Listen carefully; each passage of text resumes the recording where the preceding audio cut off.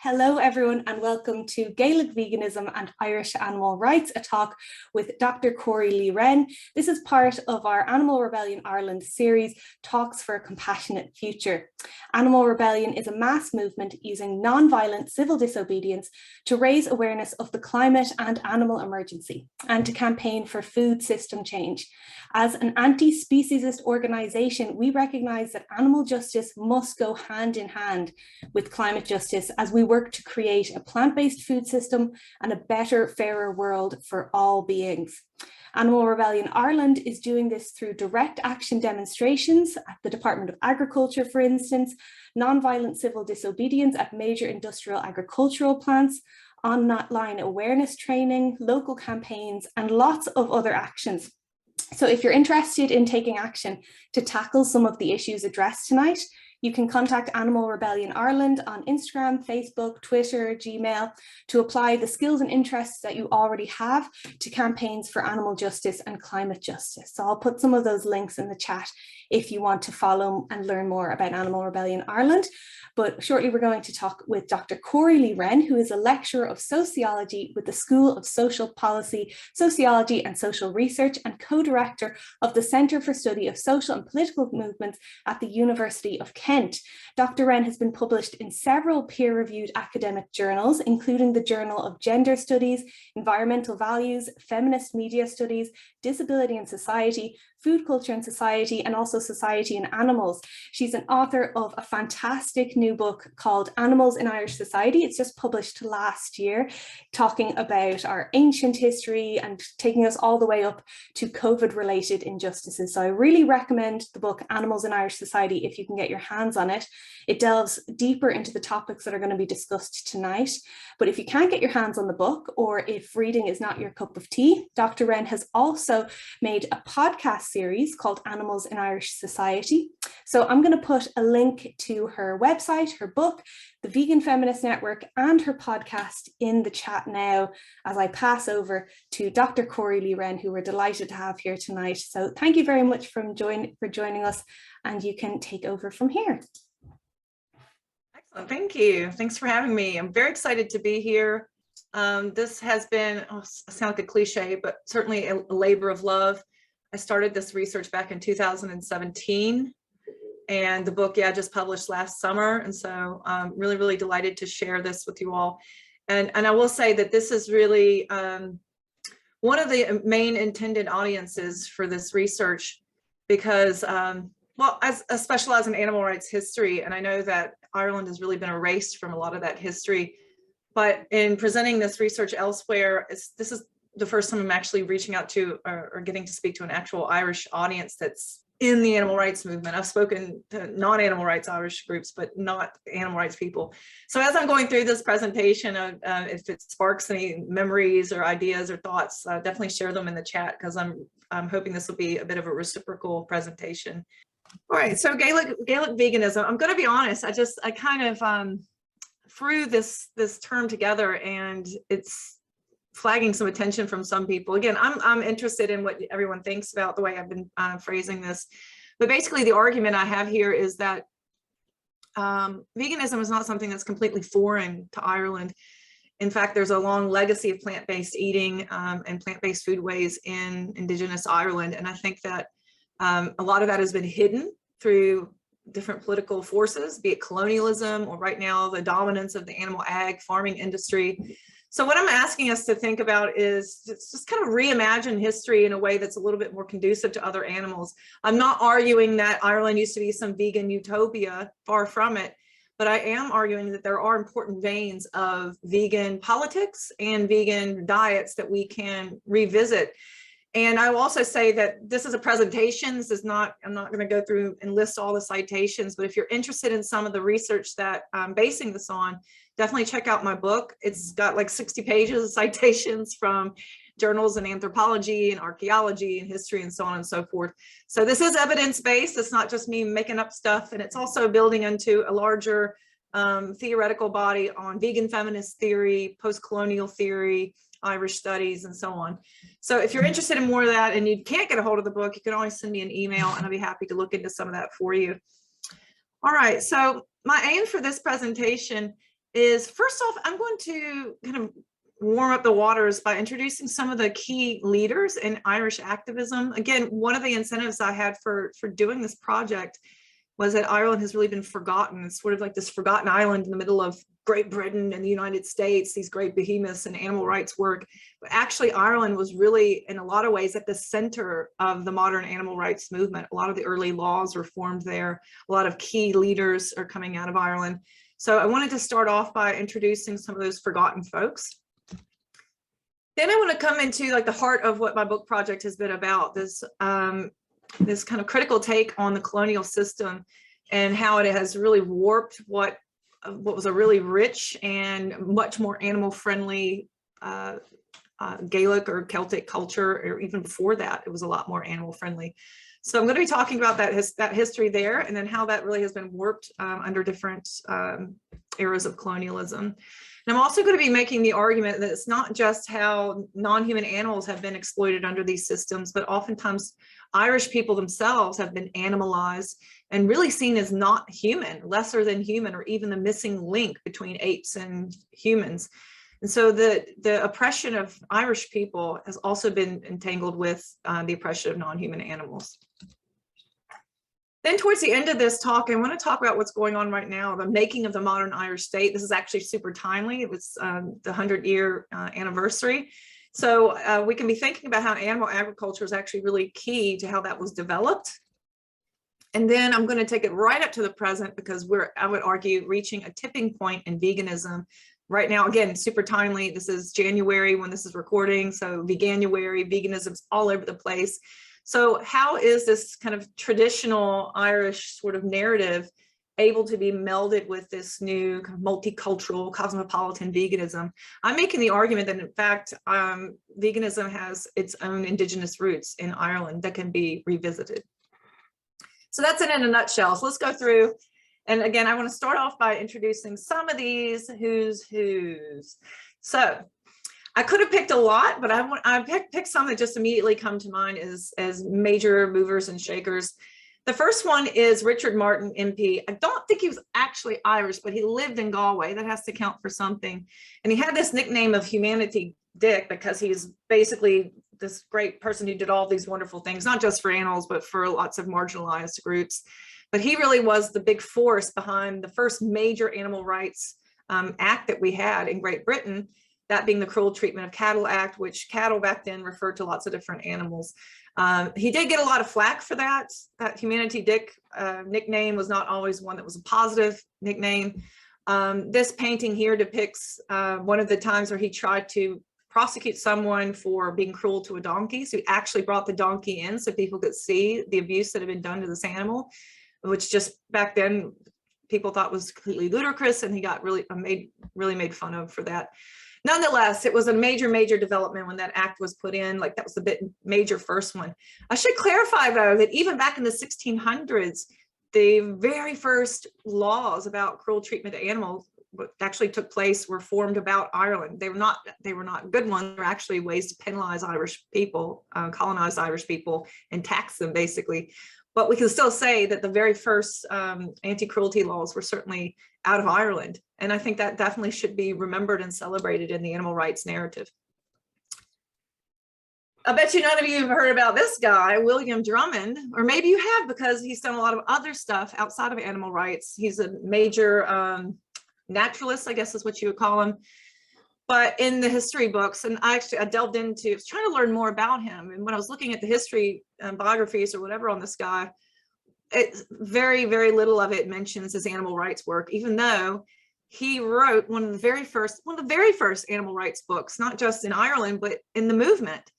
And he wrote this back in the 1830s on the rights of animals. Actually, he had meant to submit this manuscript to a contest that the brand new SPCA was holding. The SPCA, by the way, emerged out of that Cruelty Against Cattle Act in 1822. So anyway, 10 years or so later, William Drummond wants to submit a manuscript to this contest for best essay on animal rights or whatever. And he missed the deadline, but he was encouraged because it was so good. He was encouraged to publish it. You can actually go and find this because it's so old, the copyright's gone. You can actually find this uploaded online and you can read it for yourself. And he was Irish. He was writing in Ireland and actually had a major influence at the time, even though he's been forgotten to our history.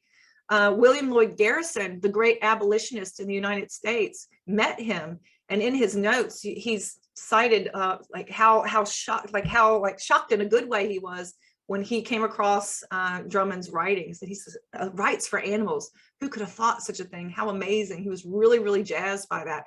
So Drummond's work actually had a major influence at the time. And it's an interesting read if you go back and look through some of it, because a lot of this is not just animal rights in general, but he's writing in Irish culture at that time. So it's not just dudes. Also want to recognize there's a lot of women who are doing cool stuff. Probably the powerhouse of Victorian animal rights activism would be Frances Power Cobb. And she also is responsible for the very next major act, the Anti-Cruelty Cruelty to Animals Act in the 1870s. So a woman was behind this, and basically she was a tour de force. She was very much so opposed to the rising institution of vivisection, and she's produced dozens, if not hundreds of booklets and writings, essays about vivisection. She was very, very passionate about this and dedicated her whole life to it. Again, if you look at her biographies from other people, they spotlight other stuff as though that's more important, but I think that this really was her calling in life.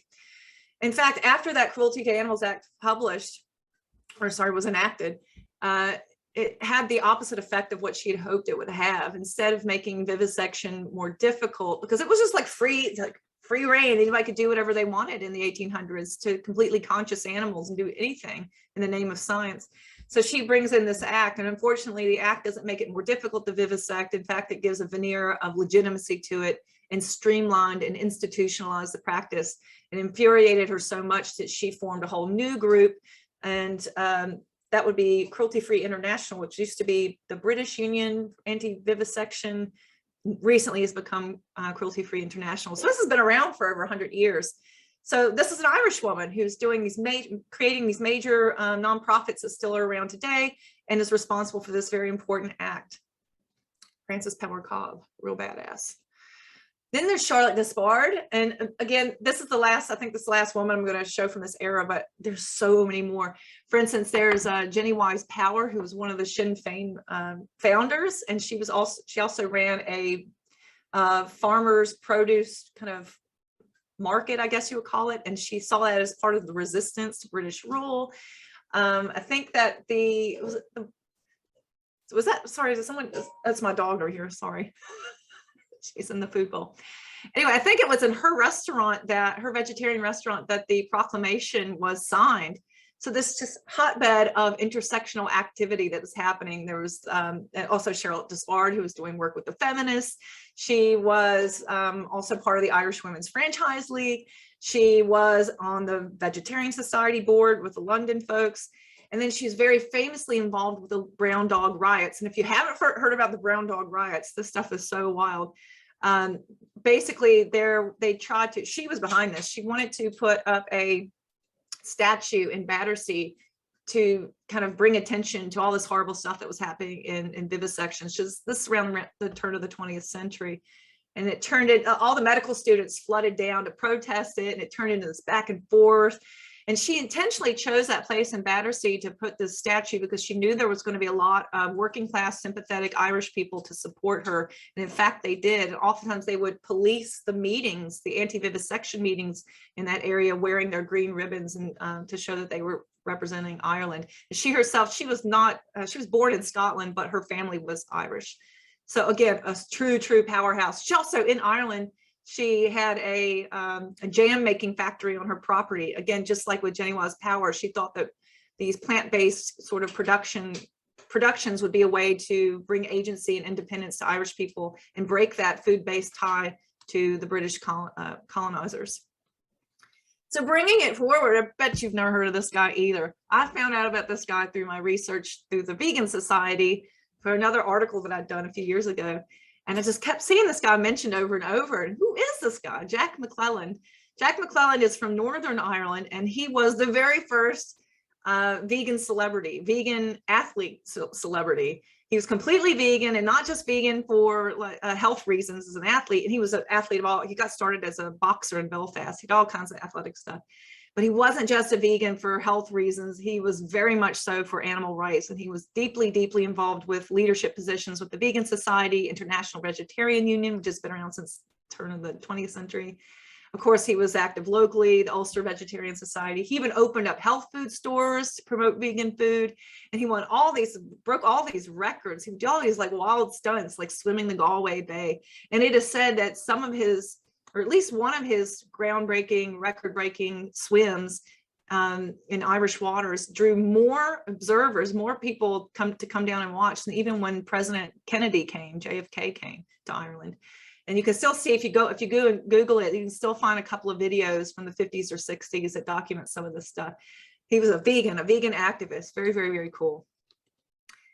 And I think this is my last celebrity here, but this is Margaret and Brian Gunn King, and they were also in Northern Ireland. So this is not just down in the South, it's happening all over the place.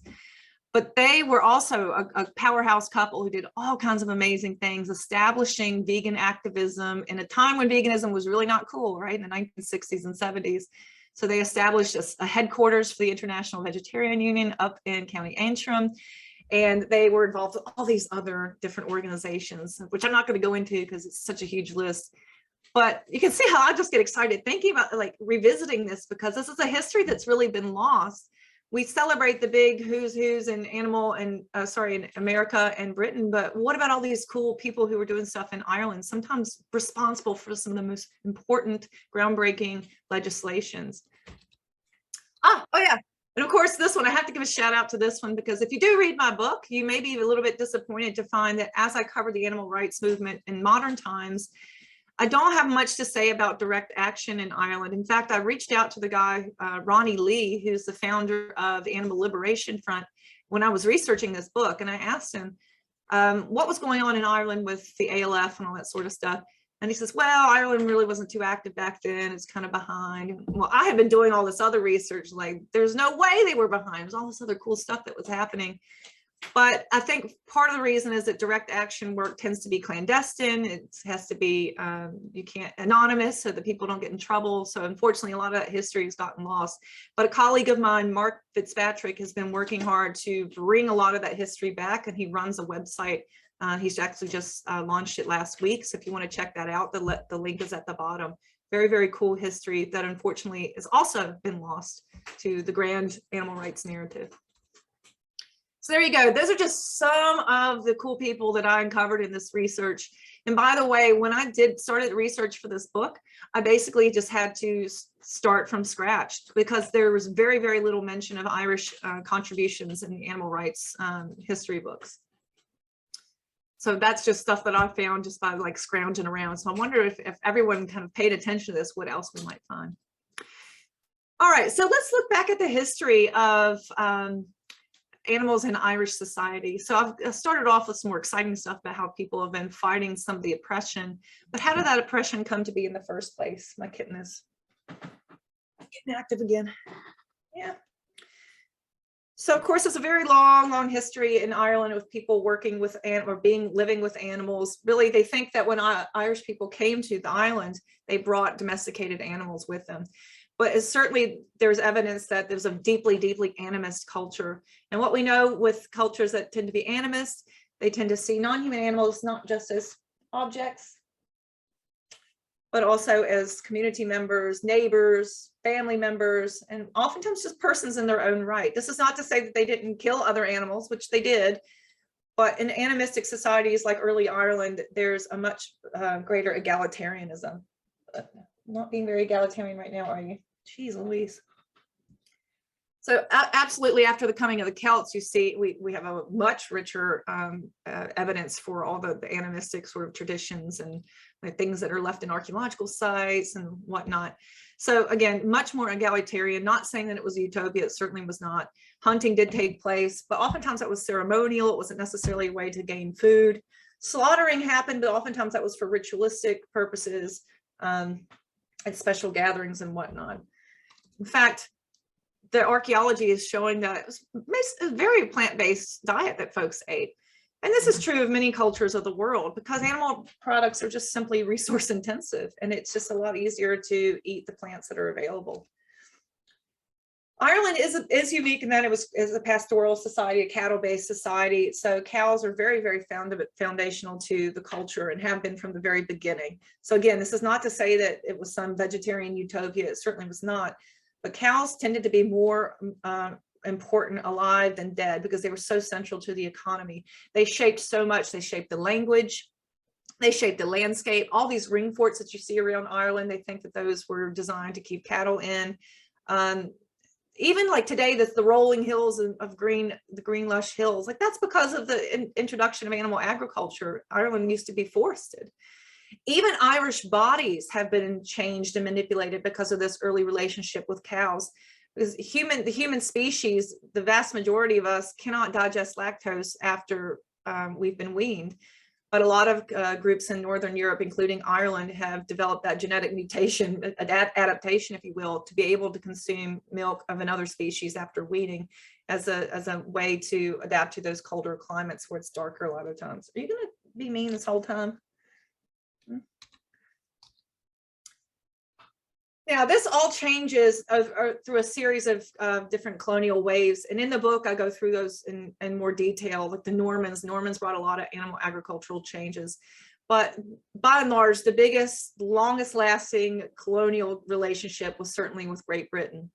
And under British rule, you see a huge shift to meat and dairy production in Ireland. And of course, this tends to be owned by elites and by British absentee owners. And one author has actually explained it in this way, that Ireland was basically an outsourced feedlot. And I don't think there's a more succinct way to frame that. Because again, it's extremely resource intensive, land intensive, water, feed, all the things that are needed. It's extremely resource intensive. And so Ireland basically served as that feedlot. Now this plant-based, this rich plant-based diet that had been a major part of Irish foodways before has been replaced. Before it was hazelnuts, crab apples, mushrooms, seaweed, all kinds of like goosefoot, knotweed, nettles. I mean, I could go on, and there's lots of archaeological research to show all the different foods that people ate. That is gone now because people have been pushed off the land and they've been disassociated, disconnected from the land. But all that rich variety has now been completely replaced. There's a high food insecurity. People, as we famously know with the potato, people are relying on the potato for most of their calories. There's also cabbages, but the diversity of the foodway has just been completely subsumed under animal agriculture because first off, people pushed off the land. And secondly, the disconnect also leads to an increasing ignorance about the foods that are available that are wild growing. So basically, I'm arguing here is that indigenous Gaelic vegetarianism, in some cases veganism, that's actually been replaced with precarious colonial vegetarianism. So that indigenous vegetarianism has sustained people for thousands of years.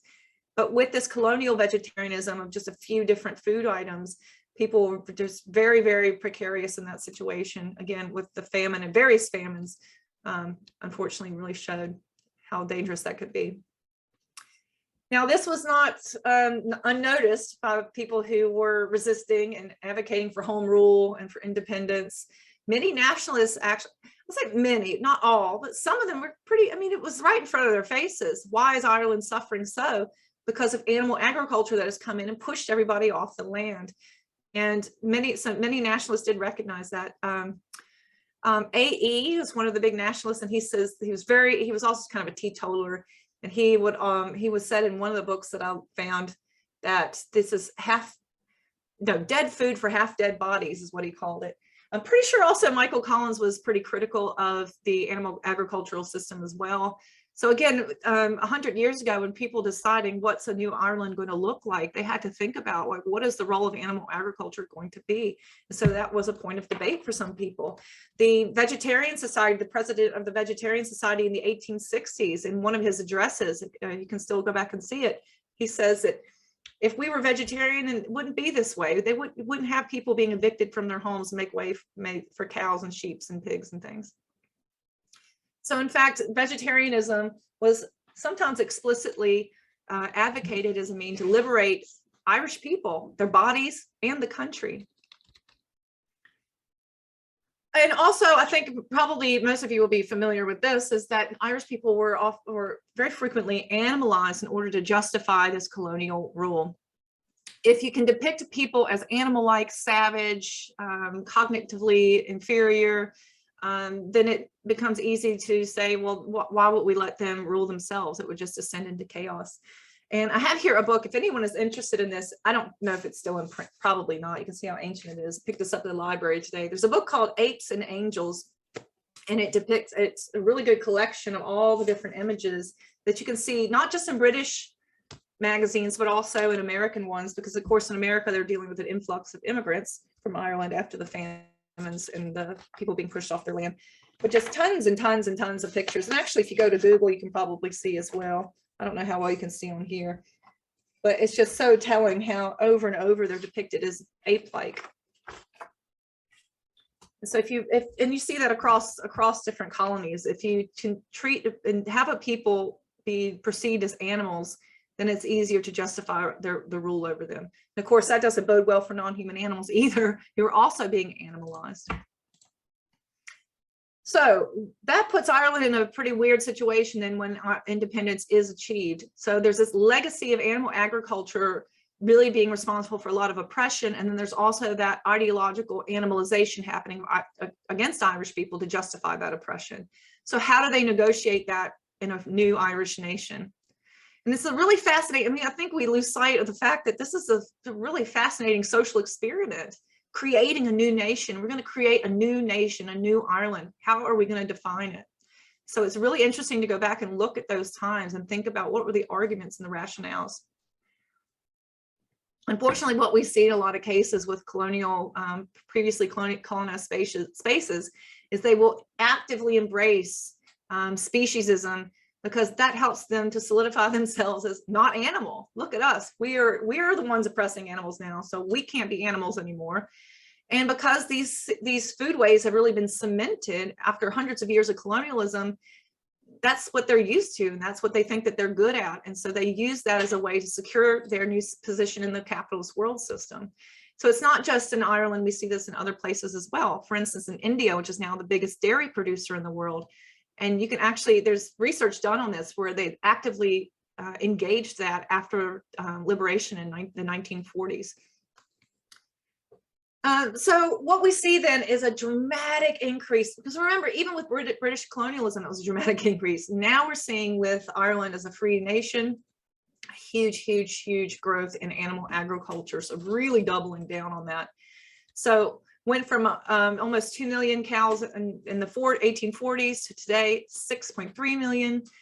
Now it's about 1/3 of food and drink exports, these animal products.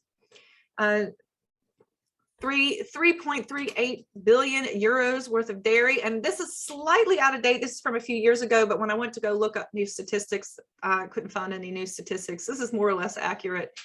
And by the way, the European Union subsidizes quite a lot of this through various just completely counterintuitive practices, where we're dealing with major issues with climate change, and nonetheless, they funnel in money to these factory farms and just animal agriculture in general. So Ireland very famously has been exceeding emissions caps and has been doing so for some time. So beyond that, we can also look at how that we are defining Irish people, not just Ireland as a nation, but what about Irish culture and Irish individuals within that culture? So we see animal products have been very, very key to that. Farming has been sort of sacrosanct, I would say, in Ireland. This is one of the first things I was told when I first started visiting Ireland. And I was told, yeah, the farmers, yeah, you don't mess with the farmers. And I think recently we've seen the protests with the farmers going up against the Taoiseach and all that sort of stuff, that they're taken very, very seriously. They've kind of this romantic sort of savior role in Irish culture, because remember that transition from colonized Ireland to free Ireland, farmers are really important there, that animal agriculture being a major form of income and legitimacy. So that evokes that tradition, that heritage, also the Irish mammy. We see that as cooking all this heavy like meat and dairy products for the family. So it becomes really, really part and endemic to what it even means to be Irish, this heavy like animal product diet. On the other hand, we see this happen quite a lot as well, is animal cruelty narratives will be used to define who is not part of this culture, who is not part of this nation. So we've got a lot of research that shows how this happens in the United States, say with the demonization of Chinese Americans.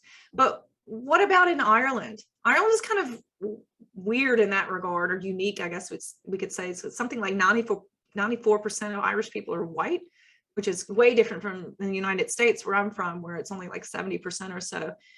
So you have a very homogenous culture. So how are they negotiating these new identities? Well, one of the ways that they're doing is using live export to say, this is us, Ireland, we're much more humane, we're a civilized, developed country, and there's a lot of protests then about the live export of animals for slaughter in Muslim countries. And a lot of times it's just dripping with ethnocentrism. Also travelers, I've done a lot of research on how travelers are depicted as other. Now, traveler people have been seen as animalized as well. They live off the land in a lot of ways. They eschew being part of civilized society and being part of the school system. And you can think of all these ways that the new Irish state might be embarrassed by travelers who kind of resist this new civilized identity that Ireland is trying to construct. And of course, we also think about travelers as being kind of part and parcel with the horse racing that they do. The name is escaping me right now, but you know what I mean. The horse racing and the knackering and all the farm work that they do where they're involved with the animals, and it's not always in a pleasant way. So that has been used to define the new Irish state as well. So we have to think about the propensity for racism and ethnocentrism and ethnic discrimination in this new Irish state. So again, I'm making an argument here that animals are really being used politically and symbolically in order to define this new Ireland. Non-veganism then can be framed as key to the evolution of Irish bodies. So it's interesting if you pay attention to some of these narratives that are taking place. I know with Go Vegan World with Sandra Higgins, and she goes head to head with a lot of these people on radio shows, television shows, and oftentimes with the people in leading animal agriculture. A lot of really fascinating things come out of the mouths of the people who are opposed to her. So a lot of this language has to do with, well, animal agriculture got us out of that colonial time. And so if we didn't have that, we would be lesser than human. These nutrients are important for us to be robust people. And now we're starting to see the same type of logic happening in places like China, for instance. In China, most people can't digest lactose. But this milk narrative is so important because they're seeing it, that's what the colonizers ate. And so we need to eat that so that we can be full-fledged humans as well, and be nutritionally up to speed and all that sort of thing. So even in situations where people can't eat, the populace can't even consume these products, they will do so because of the symbolic meaning behind it. So you're certainly seeing that with the National Dairy Council. They're drawing on that sort of language, kind of hearkening, if only subconsciously, to that colonial legacy. And I've also heard some of the people responding to Sandra Higgins and to veganism saying, oh, well, what about the famine? What about the famine? The potatoes failed us, so we need to rely on animal products. That's what's going to sustain us. That's our security net. But of course, the whole reason the famine happened was not because of the potato, is because of animal agriculture. That was a reason that people were put on naturally on. The potato, of course, is not indigenous to Ireland at all. So their indigenous foodways were completely disrupted. The potato was brought in just to sustain the people, so everything else can be made way for animal agriculture. There's also been climate change attempts, at least, to frame climate change as a hoax. I've seen some of this in the Irish Times.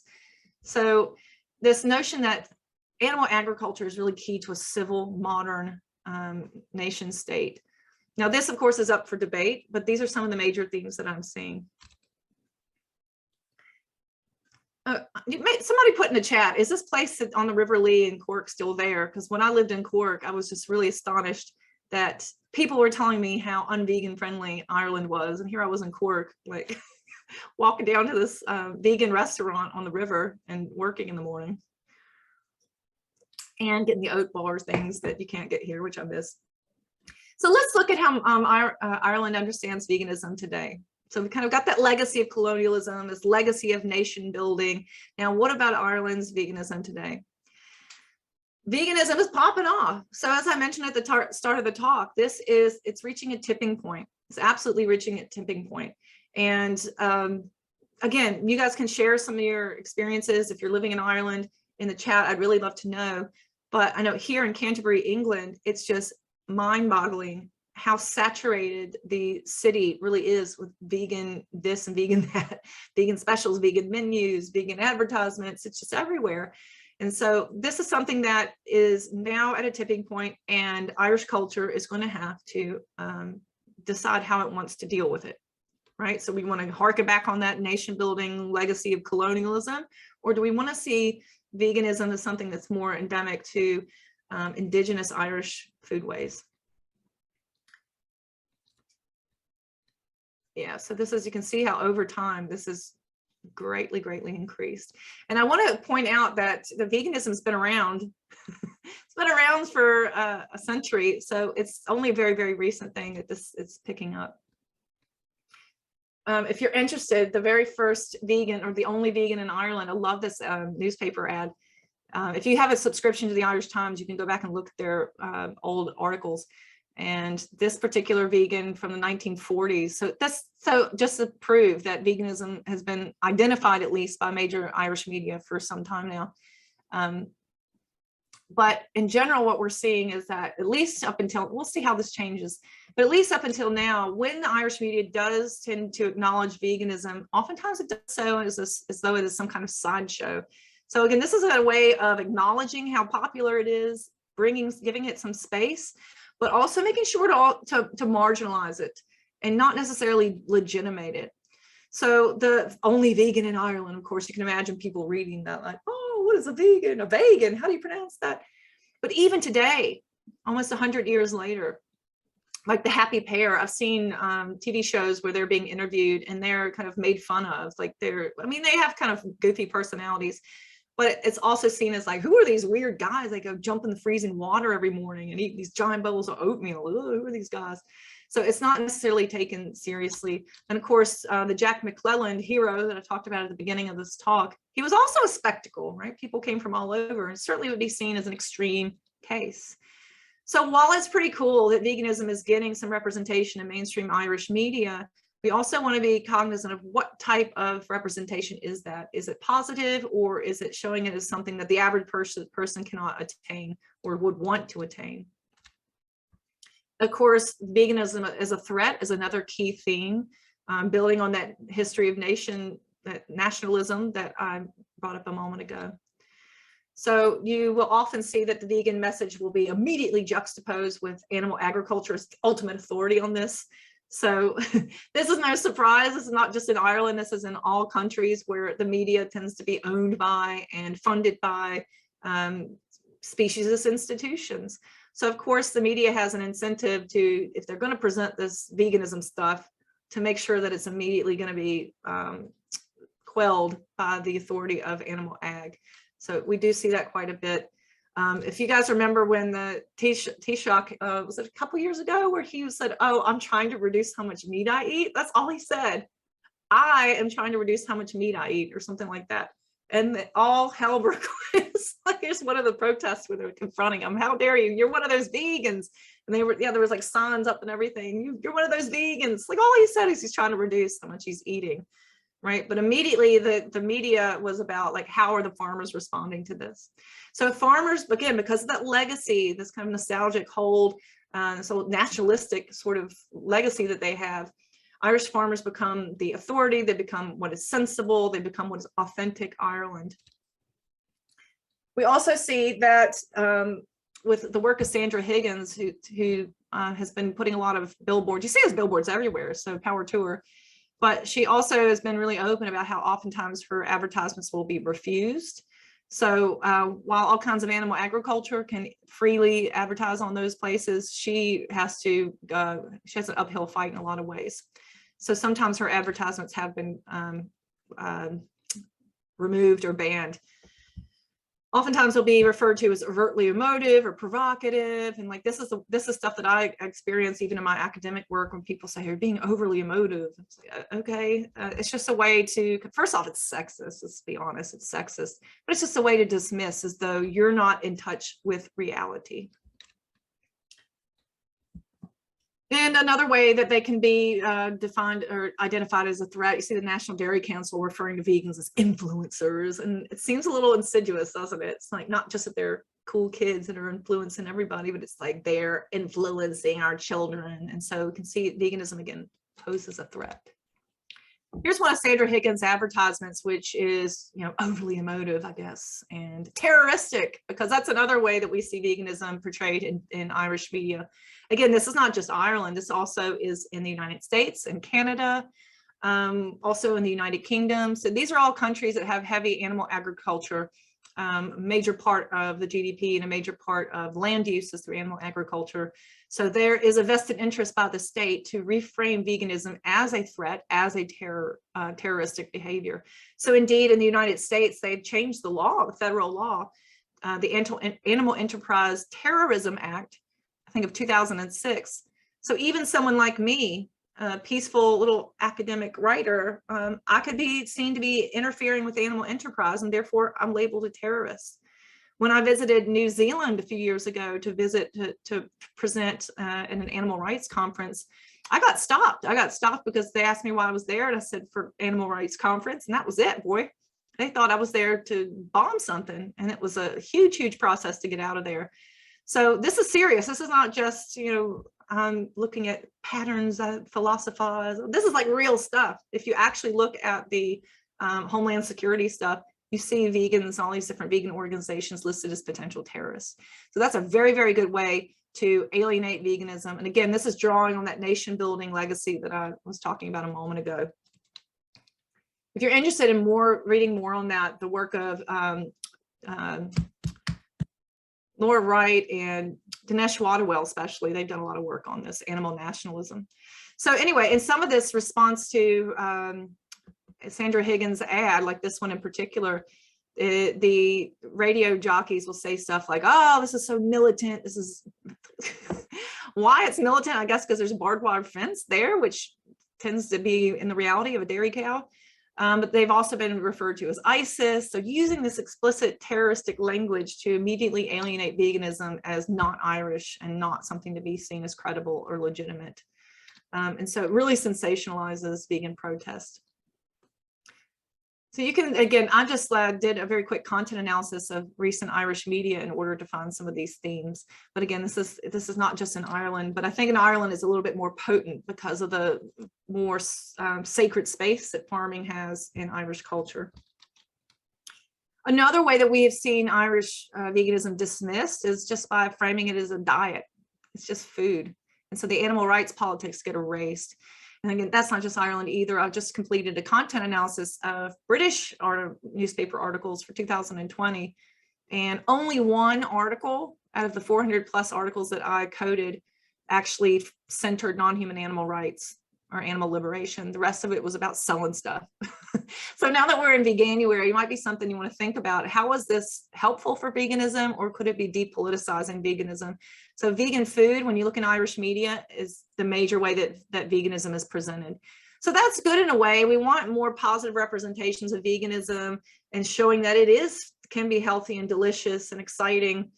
But unfortunately, the politics of it, that kind of the trade-off there is if you want to have veganism included, the politics have to be erased. And how that's going to be useful for animal liberation is quite questionable. We also see that a lot of this food representation in Irish media tends to be about travel or trendy restaurants, again, this consumer lifestyle.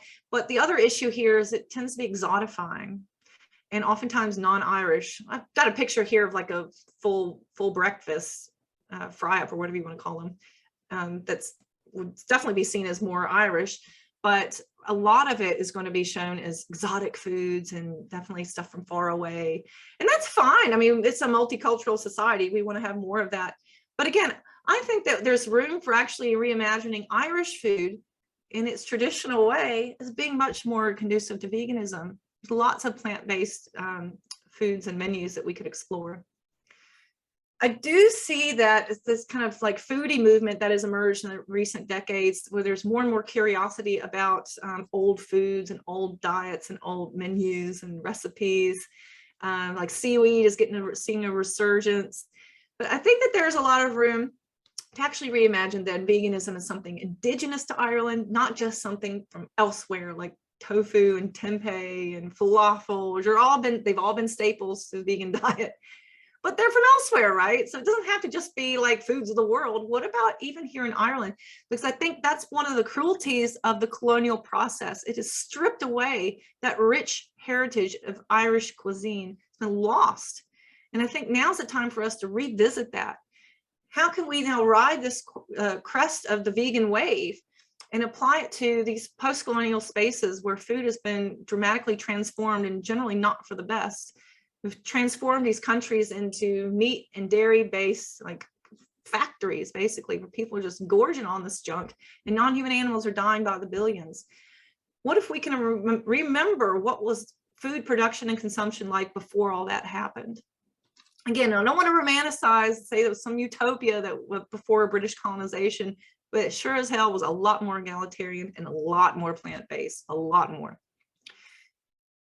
So we can also see it then as not just a new veganism, a reimagined veganism, but really a form of resistance to oppressive, unhealthy, unsustainable colonial foodways that are foreign and not the good way. So I'm going to leave it there. And if you're interested at all in reading more about this, check out my book. Unfortunately, it is at academic prices. I don't set the prices. But hint, hint, nudge, nudge, if you send me an email, I might be able to hook you up. But I do have lots of blog posts free to read on my website. I have the podcast, and I have lots and lots of social media presence. So I really, really, really thank you for joining me this afternoon or tonight, because I've really, really been happy to share this with you all and looking forward to your feedback. Thank you. Thank you so much, Corey. We do already have some interesting questions in the chat and on the Facebook, so I'm going to dive right in. This one just came in on Facebook. Is it disheartening at all for you to learn that people were thinking about these issues since the 1800s and we're still fighting an uphill battle to get non-human animal rights even recognized by the masses today? How can we be sure that in 200 years from now, we humans are not still violating rights on such a grand scale, if at all? I'm not going to have a positive answer for that, but I guess I'll tell you what, I've been vegan for 21 years, I've been doing animal rights for longer than that. And this is the first time in my whole life, really, that this, like in the past, I would say right this past few months, that I felt like, wow, there might be some major changes before I leave this earth. And I was originally quite skeptical of Veganuary. It was just another, there's so many of those gimmicks back when these 30-day challenges or whatever, or 6-week meal plans started. But Veganuary, for whatever reason, has stuck, and it's really starting to have an impact, and it's getting people to notice, it's gaining momentum. And I know a lot of people kind of poo-poo Veganuary because, oh, it's very commercialized and it's just for 1 month. But actually, if you subscribe to it, you see that the whole point of the 30 days is to get people, because that's how long it takes to change a habit. And they send supportive like resources consistently.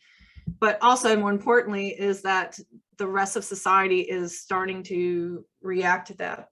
So the McPlant that is just, I can't even, when I first became vegan, the thought that McDonald's would one day have an openly promoted vegan product, I never would have imagined it. So I do think that we're seeing a major tipping point with the popularity of veganism. We're seeing a tipping point with consciousness to the politics of food. The food justice movement is really starting to gain ground as well. So I do think that we may be reaching a tipping point when it comes to veganism. And social justice takes a long time. The way I see it, the way I frame it is this: that social change is like pushing a piano uphill. We can do it. It just takes a lot of effort, a lot of time. So I would say that, yeah, it is kind of depressing to see that these folks have been doing this hard work for a long time, but we've come a long way since then. It's like Frances Power Cobb that I was like celebrating. Oh, she was an ardent meat eater. And she fell out with some of her at least one of her colleagues, because one of her colleagues, Anna Kingston, was a major vegetarian supporter and promoter, and they had a big falling out over that. She's like, no, animals are here for us to eat, even though she was responsible for all this amazing stuff. So nowadays, I think they'd be booed off stage if you came to an anti-vivisection campaign or whatever and said meat, right? So I think we've had some changes. I think that veganism is going to be the way to do this. Like laws and all that sort of stuff is slow to react. It's going to be us from the ground up. Although I think the other realm that we need to explore is the challenge to subsidies. Like I mentioned, the EU. As long as the EU is going to be funneling money into Ireland to support this stuff, Ireland's going to keep doing it. So one of the things, and some of the board via literature, that's literature, if you want to call it, like stuff that they make, they're starting to recognize the importance of veganism. They're starting to encourage farmers to look into oat production and oat milk production. So that's the sort of stuff we need to be paying attention to, is when we start to subsidize more sustainable vegan food production and encourage the EU, encourage the Irish state to put money into that instead of animal agriculture. And I do see that there's glimpses of that happening. So I do think that there's reason to be somewhat hopeful. We have the questions absolutely flooding in. So I am going to combine two of them. And you've just brought up Frances Power Cobb again, who's a very interesting character. I might share in the chat that her autobiography, I think it has a photo of her wearing fur, but in her autobiography, she talks about campaigning against wearing feathers, which is an interesting view. But someone asked, was Frances Power Cobb a suffragette, or I suppose suffragist or feminist activist? And another person asked, could we speak about the vegan feminist perspective and how that can contribute to a vegan future? So I might put those two together as to whether she was a feminist and a little bit more about vegan feminism. Yeah, she was a feminist, and one of the other interesting things about her is she did have that kind of cognizance of how these issues intersected, as many of those women did. You could just see in the work that they did. They had their, what is it, the finger in all these different pies. Like they were like active in all these social justice organizations at the same time. Frances Power Cobb was actually making the argument that one of the reasons that we should be concerned about vivisection, not just because animals matter on their own, but we're creating a sort of social logic or social justification to do that to other marginalized groups, which did happen with women, with poor people, with children. And we saw, unfortunately, in the Holocaust, that was happening with Jewish folks as well. So she recognized that the medical industry's attack on women was also happening with other animals, and the two kind of fed into one another. And vegan feminist theory. And by the way, Evelyn, you might have more to add about Frances Power if you want to, about her. Oh, I've actually linked her autobiography there, which I believe is that's part one. I think it's about 800 pages in total, so I think they'll have plenty. She's very prolific lady, let's put it that way. She's got so much stuff out there. I've not even touched the surface. And honestly, I've not intentionally not read a lot of her stuff because it's too upsetting, because she really believed in the power of moral shocks. She really believed if I described exactly what's happening in that vivisection theater and draw exactly what was happening to that live animal, that conscious animal, that's going to sway people. But for the same reason, I can't read it. So I'll take your word for it, Frances. But anyway, the vegan feminist perspective, that actually is a theory that is grounding this book and a lot of my work as well. Marv is here. Marv is a co-administrator for the Vegan Feminist Network with me. So if you are interested in this sort of vegan feminist history, do watch that space. I'm actually working on a book right now about the history of vegan feminism. So more exciting stuff to come. But basically, it's an intersectional theory. It's an intersectional theory that emerges from ecofeminism. So ecofeminism had a major split in the late 20th century, where there were people who said animals matter, and then eco-feminists who didn't really see animals as mattering and thought if you tell people to go vegan, that's controlling women's bodies or whatever. So there was a kind of the pro-animal eco-feminists, and that sort of emerged into the vegan feminist group that we have today, or body of discourse. But basically arguing that's intersectional, how we treat nature, how we treat the land is oftentimes very much the same logic of how we treat non-human animals and how we treat and view women and other marginalized groups. And it's deeply, deeply intersectional. And the argument is that these oppressions are linked. And if we want to see a just world for any group, we have to fight for all groups. And yeah, so that would be the legacies coming out of ecofeminism. Thank you. And I might once again try to combine two questions, if it's not too much all at once, because someone is asking, do you think we should support welfare improvements and campaigns? But also a few people are asking, do you think it's important to have political involvement since elected officials are responsible for subsidies? I guess the overall question with a few of these is, what do you think the solution is here? Is it small steps? Is it big steps? Is it our government? Is it overthrowing the government altogether? Overthrowing. Yeah, now I really think I'm a terrorist.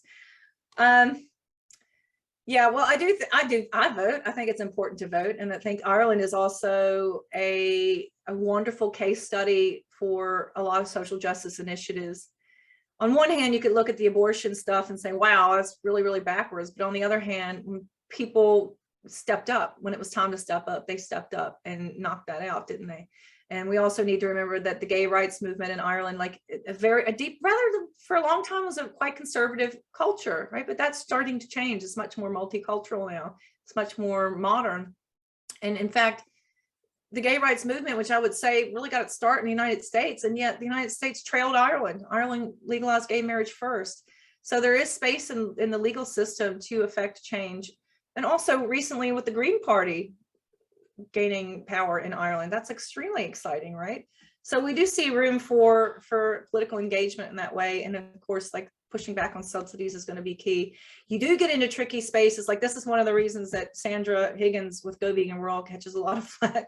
Is because when she starts criticizing animal agriculture, immediately it's taken as the farmers. You're attacking the farmers, you're attacking the farmers. But she says, no, actually, I care about the farmers. And this is one of the reasons we need to start pushing away from that, because this situation for Irish farmers is not good. Mental health is really low. Suicide rates are high. People are in poverty. They're losing family farms. They're losing their heritage in a lot of ways. And so the argument here is with veganism is not just to take away from farmers, but actually push for a just transition. So earlier when I was talking about supporting oat production in the oat milk industry, or seaweed is seeing a resurgence, it's becoming like a superfood. Like all these different ways that you might reimagine an agricultural system that doesn't have to center animal agriculture, which can't be sustained. It just can't. It cannot be. It will not. So farmers can blow until they're blue in the face, but it can't sustain. Sooner or later, it's going to collapse. It just cannot sustain. So we might as well right now start thinking strategically about the future. And so, yeah, being legally involved. Now, the other question was, should we support welfarist laws? I do think that those are problematic. I do think that we do have a long history of those being used and actually doing the opposite of what we want. And the example I gave of Frances Power Cobb, who pushed to have that regulation of vivisection, was a good example. She thought it would make things more difficult. It would make it more stigmatized. And in fact, it just made it more legitimate. And it infuriated her, and to the point where she created a whole new nonprofit, new charity, and like she alienated all of her colleagues and went a whole different path, because she's like, I'm for abolition now. But we've seen that time and time again, where we've pushed for new regulations, and really all that does is legitimize and oftentimes streamline and make things more profitable for animal agriculture. The Humane Slaughter Act in the United States is a good example of that as well. Initially, the animal agriculture folks pushed back on that and didn't want any kind of interference from people. But then they quickly realized that the Humane Slaughter Act made things more profitable for them, because you're now stunning these large animals that would be thrashing around and causing damage to the product or hurting the workers. Now just stun them, and it's easier to process them through the system. So in fact, the animal agriculture people were supportive of that act after a while. And you see this happen over and over again. So we need to be thinking about taking the support out from under, not creating more support with these laws, unfortunately. And another question we have here, which I know is something you touch on more than touch on, you delve into a lot in the book, which is, how do you see Christianity and Catholicism influencing Irish relationships with animals and meat? Well, both good and bad, I guess. First off, with the coming of Christianity, we definitely see a major shift in Irish people's relationship to other animals in a negative way. That egalitarian sort of animistic culture is eroded.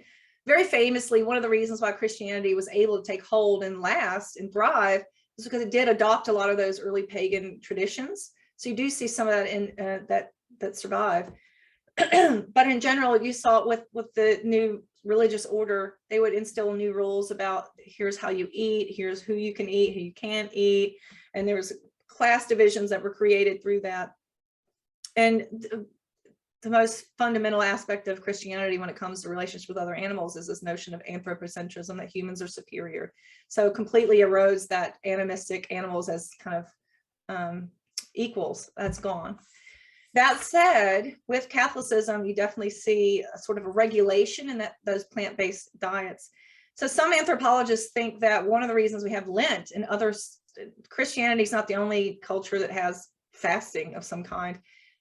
They think that one of the reasons that Lent stuck was because it sort of brought regulation or a new framework to an existing practice of eating much more restrictive diets in times of lean times, like right now. And if you're in the Northern Hemisphere, it's cold now and there's not much growing. So people didn't eat a lot of meat and dairy. And so Lent basically says, don't eat any animal products.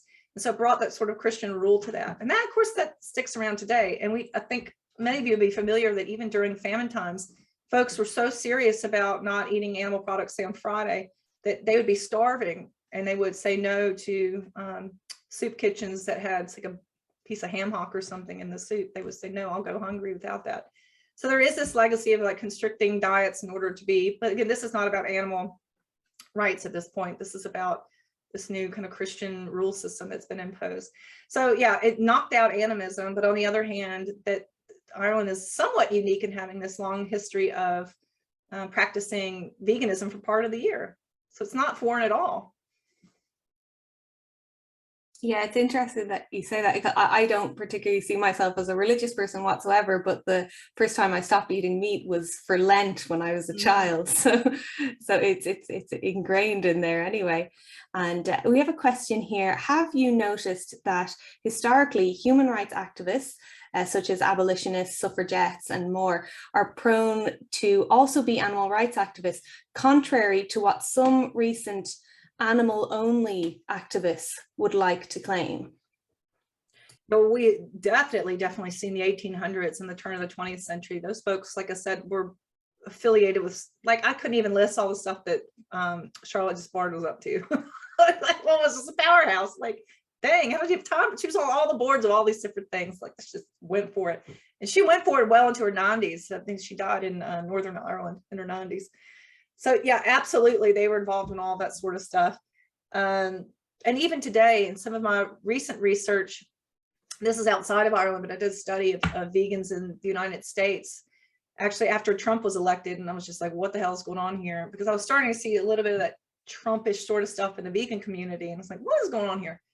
So actually I did a survey of 300 vegans and found that actually the majority, if most, something like 90%, were very intersectionally minded, because there is a stereotype. There's a stereotype that vegans are very selfish, self-centered. They don't care about, they're misanthropic. They don't care about other humans, and it's animals first. Da, da, da.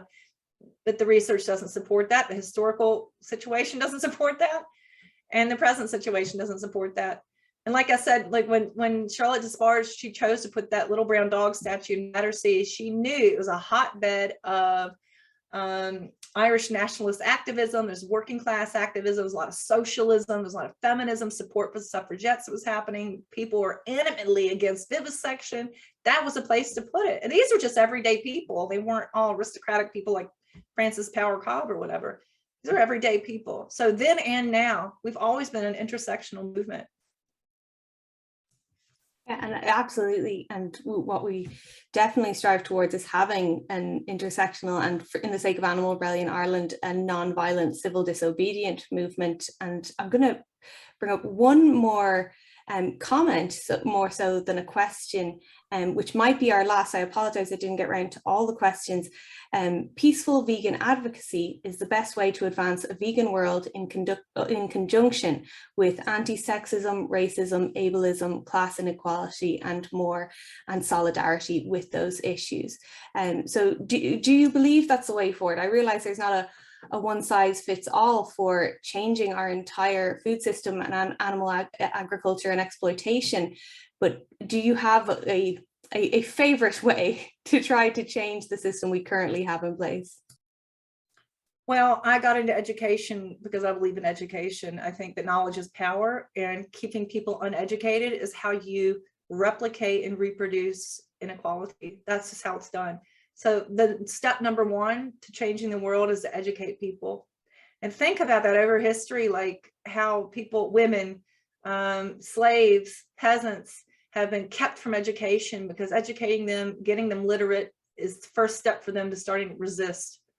And that's one of the reasons why the Gaelic language was outlawed. Like, you take away people's culture, their language, their know-hows, taking away people's knowledge, and that's how you empower them or disempower them. So I do believe in education.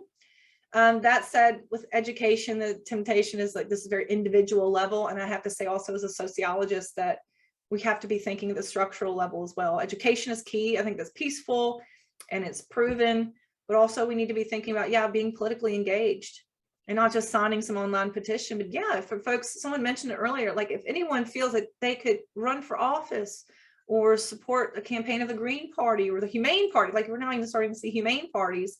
But Green parties, of course, have a chance in hell. So maybe supporting them and putting pressure on our representatives in the Green Party to recognize non-human animals. So unfortunately, I know the Green Party folks in Ireland are pro-animal ag for whatever freaking reason. So I do think that, yeah, it has to be peaceful and education is key, but also we have to be politically engaged. We have to attack the structural element to it. And the violent bit, we have to get away from that, because that's when we are already being framed as terrorists and a threat to the state. Like, that's not going to help if we're out there blowing stuff up and confronting people and all that kind of stuff. Although the temptation is that, yeah, we want to defend animals, but it historically only makes things worse. More laws will be enacted to restrict our behaviors. Thank you. And we do know that big animal ag are getting information into our schools in Ireland from a very young age. So when the education system is being bombarded with the information that we should continue everything as it is, even when it's destroying the planet, destroying human lives, destroying non-human animal lives as well.